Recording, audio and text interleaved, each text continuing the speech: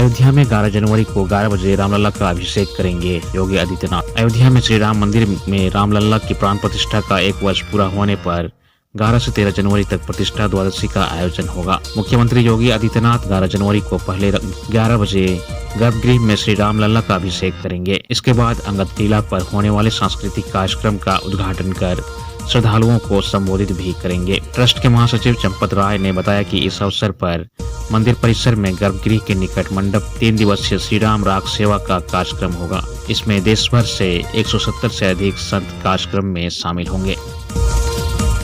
झारखंड की 56 लाख से अधिक महिलाओं के खाते में 1415 करोड़ रुपए ट्रांसफर। झारखंड के मुख्यमंत्री हेमंत सोरेन ने सोमवार को महिलाओं के लिए लॉन्च की गई मैया सम्मान योजना के तहत 56,61,000 लाभार्थियों के बैंक खातों में 1415.44 करोड़ रुपए ट्रांसफर किया। नामकुम में एक समारोह के दौरान मुख्यमंत्री हेमंत सोरेन ने यह राशि ट्रांसफर की। पिछले साल 28 दिसंबर को यह राशि भेजी जानी थी, लेकिन पूर्व प्रधानमंत्री मनमोहन सिंह के निधन के बाद राष्ट्रीय शोक के कारण इस कार्यक्रम को स्थगित कर दिया गया था। मुख्यमंत्री हेमंत सोरेन ने इस दौरान कहा, हम नई ऊंचाइयों को छूने के लिए तैयार हैं। दशकों तक शोषण झेलने वाले राज्य नई उड़ान भरने के लिए तैयार है। सत्तारूढ़ झारखंड मुक्ति मोर्चा के नेतृत्व वाले गठबंधन ने विधानसभा चुनाव 2024 से पहले मैया सम्मान योजना लॉन्च की थी। पहले इस योजना के तहत 1,000 रुपये दिए जाने थे, लेकिन बाद में इसे बढ़ाकर 2,500 रुपये कर दिया गया था।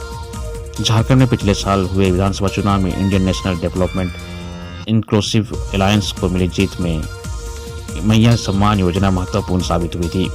पिछले वर्ष अगस्त में शुरू की गई इस योजना के तहत 18 से 50 वर्ष की महिलाओं को शुरुआत में 1,000 रुपये दिए गए थे। इससे लगभग 56 लाख महिलाओं को लाभ मिला था।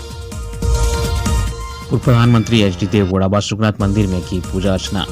पूर्व प्रधानमंत्री सह जेडीएस पार्टी के संस्थापक एच.डी. देवगौड़ा सोमवार को दुमका के बासुकीनाथ मंदिर पहुंचे। बासुकीनाथ मंदिर में अभिषेक कर पूजा की। मंदिर के 5 वैदिक पंडितों द्वारा पूजा कराई गई। पंडित सारंग झा द्वारा पूर्व प्रधानमंत्री को संकल्प कराया गया। पूर्व प्रधानमंत्री ने शिवलिंग पर दूध से अभिषेक कर बेलपत्र अर्पण किए। पुरोहितों ने दूध, दही, घी, गुड़, भांग का गंगाजल आदि से पंचामृत स्नान कराया।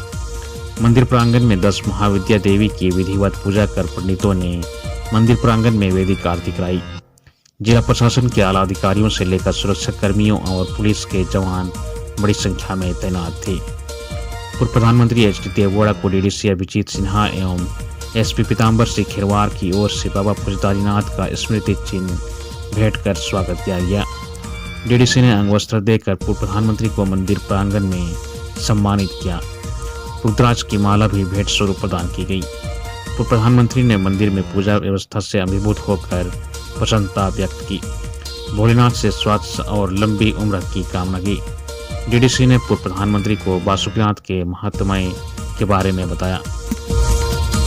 वित्त मंत्री राधाकृष्ण किशोर ने कहा, भाजपा से सरकार को ज्ञान लेने की जरूरत नहीं है। गैस सिलेंडर पर सब्सिडी मामले को लेकर भाजपा के कटाक्ष पर वित्त मंत्री राधाकृष्ण किशोर ने प्रतिक्रिया व्यक्त करते हुए कहा कि सरकार को भाजपा से ज्ञान लेने की जरूरत नहीं है। जनता को अगर इंडिया गठबंधन ने धोखा दिया होता तो 56 सीट नहीं आते और भाजपा एवं उसके लोग 25 सीट पर सिमट नहीं चाहते। राज्य की जनता ने उन्हें दरकिनार किया है। हेमंत सोरेन के नेतृत्व में इंडिया गठबंधन ने वादा निभाया, इसलिए जनता ने विश्वास जताया। उन्होंने कहा कि हम जनता से किए गए एक एक वायदे भी निभाएंगे। भाजपा की तरह हम झूठ और फरेब की राजनीति नहीं करते। वित्त मंत्री ने कहा कि लोक कल्याण की एक एक योजना हेमंत सोरेन सरकार पूरी करेगी। यह सरकार गरीब लोगों और आम जनता की है। भाजपा अपनी जमीन बचाए और दूसरों को ज्ञान नहीं बांटे। भाजपा के प्रदेश महामंत्री ने कहा, कांग्रेस अपने चुनावी वादों से मुकर रही है। भाजपा के प्रदेश महामंत्री व राज्यसभा सदस्य आदित्य साहू ने राज्य के वित्त मंत्री व कांग्रेस विधायक राधाकृष्ण किशोर के बयान की निंदा की है। श्री साहू ने कहा कि कांग्रेस पार्टी जनता के साथ धोखेबाजी करना उसका पुराना इतिहास है। झारखंड के वित्त मंत्री के बयान में कांग्रेस पार्टी का चाल चरित्र और चेहरा उजागर हुआ है। उन्होंने कहा कि राधाकृष्ण किशोर का 450 रुपये में गैस सिलेंडर देने के वादों को सिरे से नकार देना हेमंत सरकार की नीयत को उजागर कर रहा है। उन्होंने कहा कि कांग्रेस पार्टी और झामुमो दोनों ने विधानसभा चुनाव में जनता का वोट पाने के लिए बड़े पैमाने पर लोक लुभावन वादे किए। उन्हीं वादों में 3200 रुपये क्विंटल धान खरीद और 450 रुपये में जनता को गैस सिलेंडर देने की घोषणाएं शामिल हैं। उन्होंने कहा कि आज सत्ता में आते ही राज्य सरकार अपने सभी वादों को एक एक कर भूल रही है। राज्य में धान खरीद 2400 रुपये में हो रही है और दूसरी ओर आज वित्त मंत्री ने जनता को पूरी तरह से निराश कर दिया। उन्होंने कहा कि वित्त मंत्री का यह बयान कि 450 रुपये में गैस सिलेंडर देने का वादा इंडिया गठबंधन का नहीं था, बल्कि यह कांग्रेस पार्टी का वादा था, जिसे पूरे करने के लिए सरकार बाध्य नहीं है। बाबूलाल मरांडी ने सरकार पर साधा निशाना, विधवा पेंशन का जल्द करें भुगतान। प्रदेश भाजपा अध्यक्ष बाबूलाल मरांडी ने राज्य सरकार पर निशाना साधा है। श्री मरांडी ने सोशल मीडिया एक्स के माध्यम से कहा है कि हमारी विधवा माताओं और बहनों की स्थिति आज बेहद दयनीय और चिंताजनक हो गई है, क्योंकि इस सरकार में उन्हें भारी संकट और उपेक्षा का सामना करना पड़ रहा है। उन्होंने कहा कि विधवा पेंशन, जो उनके जीवन का एकमात्र सहारा है, पिछले 5-6 महीनों से बंद है। महिलाओं का कहना है कि सरकार ने विधवा पेंशन का फंड का पैसा मैया सम्मान योजना के लिए ट्रांसफर कर दिया है, जिससे उनकी पेंशन रुक गई है।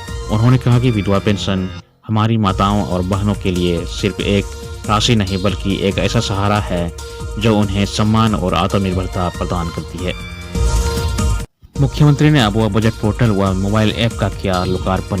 राज्य सरकार ने अगले वित्तीय वर्ष 2025-26 के लिए आम लोगों से सुझाव मांगे हैं। जनता के बेहतर सुझाव को बजट में शामिल किया जाएगा। मुख्यमंत्री हेमंत सोरेन ने रविवार को अबुआ बजट पोर्टल व मोबाइल ऐप का लोकार्पण किया। मुख्यमंत्री ने अपने आवासीय कार्यालय में वित्त मंत्री राधाकृष्ण किशोर व विभागीय पदाधिकारियों की मौजूदगी में पोर्टल लॉन्च किया गया।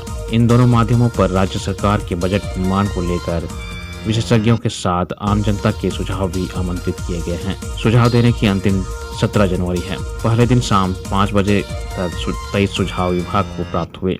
प्राप्त सुझाव की विस्तृत समीक्षा कर चुने गए सुझाव को बजट में शामिल किया जाएगा। 3 सर्वश्रेष्ठ सुझाव देने वालों को राज्य सरकार सम्मानित करेगी। माओवादी संगठन के संदिग्धों के ठिकानों से 10,50,000 रुपये बरामद। नेशनल इन्वेस्टिगेशन ने चाईबासा में शनिवार को प्रतिबंधित माओवादी संगठन के संदिग्धों और ओवरग्राउंड वर्कर्स के 9 स्थानों पर सर्च अभियान चलाया। इस दौरान आरोपी राजेश देवगम की निशानदेही पर हुसिपी व राजभाषा गांवों के बीच स्थित वन क्षेत्रों में जमीन के नीचे छिपा कर रखी हुई कई चीजें बरामद की गई। इनमें 10,50,000 रुपये नकद, एक वॉकी टॉकी, एक सैमसंग टैबलेट, एक पावर बैंक, रेडियो सेट, एक लेवी वसूली की रसीद, एक पुल थ्रू जिलेटिन की छड़ें, एक नेक बैंड, टाइटन चश्मा, mobile phone, memory card, SIM card के अलावा 1 करोड़ के इनामी माओवादी पोलित ब्यूरो सदस्य मिसिर बेसरा की अन्य आपत्तिजनक चीजें शामिल हैं। मार्च 2024 में चाईबासा जिले के टोंटो थाना में माओवादी से जुड़े 5 आरोपियों के खिलाफ दर्ज किया गया था। जुलाई में एनआईए ने इस केस को टेक ओवर कर लिया था। सोहराय मिलन समारोह में मुख्यमंत्री ने कहा, जल जंगल और जमीन रक्षा के लिए एकजुट होने की जरूरत। मुख्यमंत्री हेमंत सोरेन ने कहा है कि जल जंगल जमीन की रक्षा के लिए हम सभी को एकजुट होने की जरूरत है। प्रकृति को संरक्षित करने में आज भी आदिवासी समाज की अहम भूमिका है। इस भौतिकवादी युग में जल जंगल और जमीन से छेड़छाड़ हो रही है। मुख्यमंत्री रविवार को मोराबादी स्थित रांची विश्वविद्यालय के दीक्षांत मंडप में आयोजित सोहराय मिलन समारोह 2025 को संबोधित कर रहे थे। मुख्यमंत्री ने कहा कि आदिवासी समाज ने हमेशा से जल जंगल और जमीन की रक्षा के लिए अपना बलिदान दिया है, इसलिए जरूरत है कि समाज के सभी लोग मिलजुल कर जल जंगल जमीन की सुरक्षा के संरक्षण के लिए आगे आएं। इस अवसर पर मंत्री चमरा लिंडा, राजधानी सावता समिति के संरक्षक सनातन मरांडी, अर्जुन मरांडी, अध्यक्ष मेघलाल सोरेन, डॉक्टर दिनेश मुर्मू, सुधीर सोरेन, संजय शास्ता, विनय टुडू एवं राजधानी सावता समिति के कई पदाधिकारीगण मौजूद थे।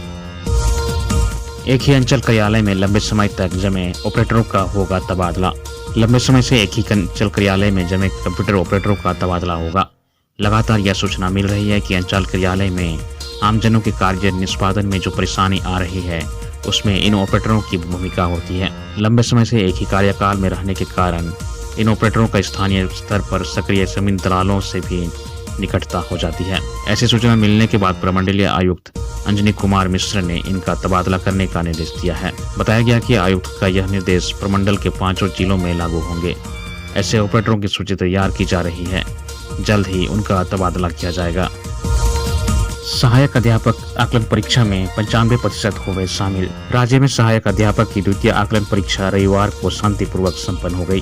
परीक्षा को लेकर राज्य भर में 26 केंद्र बनाए गए थे। कक्षा 1 से 5 और कक्षा 6 से 8 के लिए अलग अलग परीक्षा ली गई। कक्षा 1 से 5 की परीक्षा में शामिल होने के लिए 9,650 और कक्षा 6 से 8 में की परीक्षा में शामिल होने के लिए 1,600 शिक्षकों ने आवेदन जमा किए थे। जिले के द्वारा जैक को भेजी गई रिपोर्ट के अनुसार परीक्षा में 95% से अधिक शिक्षक शामिल हुए। 10 फरवरी से चलेगा फाइलेरिया उन्मूलन अभियान। मास ड्रग एडमिनिस्ट्रेशन कार्यक्रम के तहत फाइलेरिया उन्मूलन को लेकर 10 फरवरी से अभियान की शुरुआत होगी। इसके तहत 3 वर्ष से ऊपर के सभी को DEC व एल्बेंडाजोल की दवा खिलाई जाएगी। जिला स्वास्थ्य विभाग अभियान की तैयारियों में जुट गया है। सिविल सर्जन के डॉक्टर चंद्रभानु प्रतापन ने बताया कि 10 से 25 फरवरी तक अभियान चलेगा। इसके तहत 3 वर्ष से ऊपर सभी को DEC व एल्बेंडाजोल की दवा खिलाई जाएगी। जिला अस्पताल से लेकर सभी स्वास्थ्य केंद्र के अलावा स्वास्थ्य विभाग के अधीन कार्यरत कर्मी, सहिया व अन्य लोगों के घर घर जाकर भी लोगों को दवा खिलाएंगे। विभिन्न स्कूल कॉलेज में भी कैंप लगाकर बच्चों को DEC व एल्बेंडाजोल की दवा दी जाएगी। बताया कि अभियान को लेकर सभी अधिकारियों को सूचित कर दिया गया है। जिला अस्पताल से लेकर स्वास्थ्य केंद्रों में अभियान को लेकर तैयारी पूरी करने का निर्देश जारी किया गया है। भाजपा के प्रदेश महामंत्री ने कहा, कांग्रेस अपने चुनावी वादों से मुकर रही है। भाजपा के प्रदेश महामंत्री व राज्यसभा सदस्य आदित्य साहू ने राज्य के वित्त मंत्री व कांग्रेस विधायक राधाकृष्ण किशोर के बयान की निंदा की है। श्री साहू ने कहा कि कांग्रेस पार्टी जनता के साथ धोखेबाजी करना उसका पुराना इतिहास है। झारखंड के वित्त मंत्री के बयान में कांग्रेस पार्टी का चाल चरित्र और चेहरा उजागर हुआ है। उन्होंने कहा कि राधाकृष्ण किशोर का 450 रुपये में गैस सिलेंडर देने के वादों को सिरे से नकार देना हेमंत सरकार की नीयत को उजागर कर रहा है। उन्होंने कहा कि कांग्रेस पार्टी और झामुमो दोनों ने विधानसभा चुनाव में जनता का वोट पाने के लिए बड़े पैमाने पर लोक लुभावन वादे किए। उन्हीं वादों में 3200 रुपये क्विंटल धान खरीद और 450 रुपये में जनता को गैस सिलेंडर देने की घोषणाएं शामिल हैं। उन्होंने कहा कि आज सत्ता में आते ही राज्य सरकार अपने सभी वादों को एक एक कर भूल रही है। राज्य में धान खरीद 2400 रुपये में हो रही है और दूसरी ओर आज वित्त मंत्री ने जनता को पूरी तरह से निराश कर दिया। उन्होंने कहा कि वित्त मंत्री का यह बयान कि 450 रुपये में गैस सिलेंडर देने का वादा इंडिया गठबंधन का नहीं था, बल्कि यह कांग्रेस पार्टी का वादा था, जिसे पूरे करने के लिए सरकार बाध्य नहीं है।